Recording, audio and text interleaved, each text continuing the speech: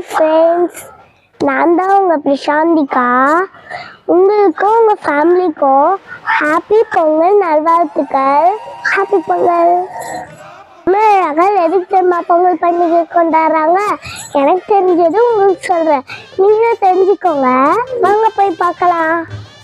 நம்ம தமிழ்நாட்டில் அன்றைய காலத்துலையும் இந்த காலத்துலேயும் விவசாயம் தான் அதிகமாக பண்ணிட்டு இருக்கோம்.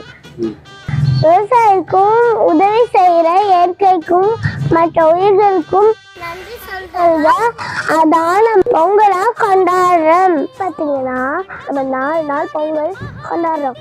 ஃபர்ஸ்ட் போகி, 2வது நாள் பொங்கல், 3வது நாள் மாட்டுப் பொங்கல், 4வது நாள் காணப்பொங்கல்.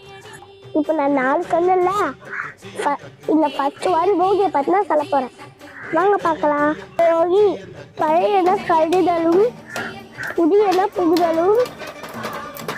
எங்கள் பழமொழி, வீட்டில் இருக்கிற தேவையில்லாத பொருட்களும் போகியில் போட்டு வச்சுடுவோம், அதுக்கு பேர் தான் போகி. அடுத்து நம்ம பார்க்கும்போது தைப்பொங்கல். வீட்டுக்கு வாசல்ல அடுப்பை திறந்து புது பானையில் பொங்கல் வச்சு இதோட விநாயகரை பிடிச்சி வச்சு மஞ்சள் கிழங்கு கரும்பு இதெல்லாம் வச்சு சூரிய பகவானுக்கு வழிபடுறதுதான் தைப்பொங்கல். தான் பார்க்கும்போது தான் மாட்டு பொங்கல்.